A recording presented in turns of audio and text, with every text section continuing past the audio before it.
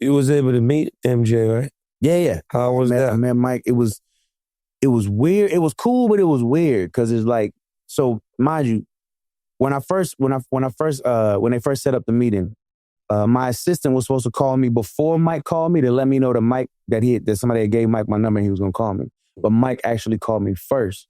So when I picked up the phone, and the carrier said, "Hey, what's doing that? This is Michael Jackson." I hung up immediately because I thought somebody. It happened to me 4 times today. The bank kept calling from 855. I'm like, yo, bit. I'm next to my wife. The bitch keeps saying, "Hi, this is John." I'm like, yo, bit, don't be calling this fucking phone right now. I don't need no mishaps. It's me from TD Bank. I'm like, well, why you ain't say that shit? You calling from my 855?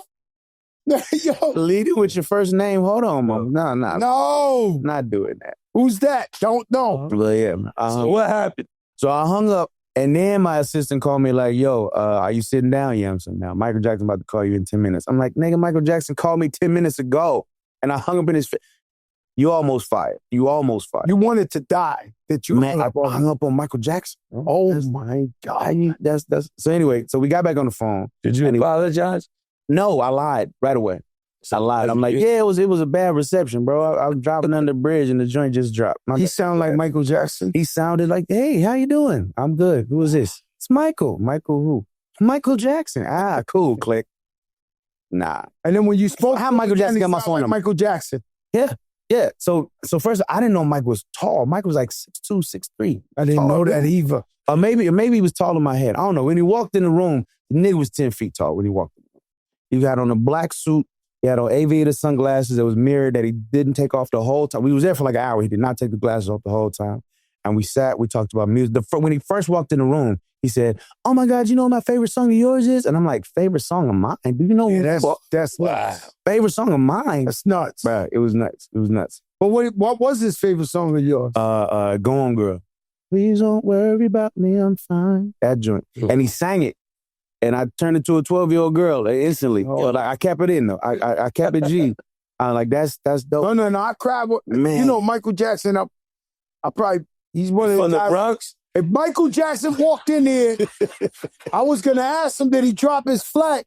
You know, they say Michael was a gang member. I don't know if he dropped his flag before he met you or not. He kept it right. No, some people say some. I've heard things. Michael Jackson was. No, they say Michael from the 60s, right? Yo, they say he was a gang member. No, another flag. I need proof. It's a picture floating around him doing something. Yes. I seen it. Yo, let me tell you something. I would have cried if I would have met Michael Jackson. He's the one guy I would have cried. Like, I ain't gonna lie to you. It's like, he was from out of another world. Yeah, man. Like, he was other, like. Never be another. People Never say, be another. that's my favorite rapper, Fat Joe, my favorite. It's different. You see Michael Jackson. Man, listen. You fucking want to die. You cry in front of Michael Jackson and can't nobody even make fun of you. Because it's like, it's Michael Jackson. How you don't, like, I kept change your life, you cry in front of Mike. The only reason I didn't cry is because I felt like, all right, he probably get this all the time. Let me try to keep my composure. But it was cool. We talked about music. We actually started working on some stuff that he was supposed to record after the This Is It tour was over. But he passed before we got a chance to do it. So know what it is, your boy Kiss. Joe Crack. Check it out. We got a Patreon. You can get exclusive clips. You can get early access to the episodes. A lot of surprises. Go over there and subscribe. Biggest shit in the game. We got all go. things coming to you Jada. from Joe and Jada on Want to be a part of this Get over there right now because it's free. We're giving you the first one for free. After that is going to be a little different. Go over there right now. Joe and Jada Patreon. Let's get it. Wild Wild West. Let's get it. My last show with him, we was in Jamaica. Remember? And something happened. I had to save the day for you. You was my DJ. We was out there for it was one of those festivals with a bunch of Jamaican artists, and it had me and you, and Buster was supposed to be there. Remember he canceled? We was in Montego Bay or somewhere, the Kinks, we was somewhere. And they like, yo, Neo, this band, something happened, could he? I said, yeah, you can rock with me. And then That's how we ride. The It's in technician. Jamaica. Technician. Yeah, we use tech. Yeah, you know when you double tipped him, huh? That's Tech. He want his fucking fee. Tech huh? was in. Tech. He said, "Hey, You know, two Tech's artists. Jamaican. When you went to pay him, he said two artists." Listen, Tech's Jamaican. So he was living a life out there. He had the chefs, the maids. He was eating 7 meals in a the day. motherland. Yeah, he was chilling. I just came back from Puerto Rico. I went to the Bad Bunny concert. Did you feel like Cali? Like what? No. It was Fino. Man. You know what I'm saying? I don't see. I need the same energy. No, it was. What you want me to say? I'm not going to do what Cali said. It was an incredible show. Super talented.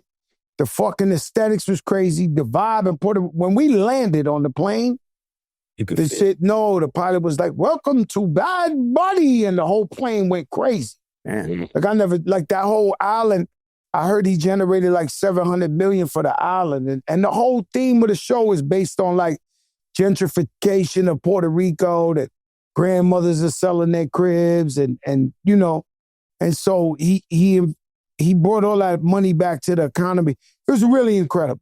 Well, you know, I've been drinking a lot lately. I drank in that motherfucker too. I was saucy. I technically was Having a saucy. good time. It's all right. Yeah, I went up there. Drink I a lot said, of "Yo, water I'm the gonna next drink some shit." You know I gotta drink a lot. Yo, get That water, baby. You already know you got it. But incredible, phenomenal show.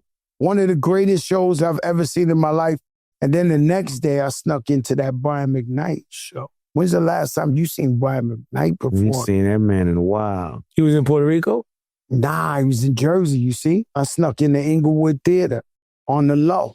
Well, you shot back right after Bam? Right back, seen Brian McKnight. He was like, "Anytime, turn it on and reaching out for me." Damn, I would have loved to see that. Yo, this guy, like, Where he been at? They been at high. I don't know, but the only artist I seen vocally sing like that in years was like Luther Vandross. Like, this guy really scary. Yeah. Like sneaking next time you hear he's in the city, you would just sneak in, sit in the back. You're gonna be like, "Yo, this guy's fucking." He caught a body on Broadway. This guy, Brian McKnight. I love Brian McKnight. Yeah, man. I grew up on Brian McKnight. Brian McKnight, Boyz II Men. That was kind of the era of music that I like really started taking music serious. I wanted to be Wanye Morris. I want to be in the group. Yeah. You know what's crazy? I'm watching Brian McKnight the whole time. I'm saying, "Yo, this guy could have been in fucking Boyz II Men." Yeah. The whole show I'm watching, I'm thinking, you know, my music or whatever, you know how it's tapping my brain. I'm like, "Yo, this guy could have been a fucking fourth member of Boyz II Men easily." Like, yeah, man. He a little bit older than Boyz II Men. era. That's the era when it was. He a little bit older than Boyz. Yeah, but what I'm saying is vocally and aesthetically, this guy could have been in Boyz II Men.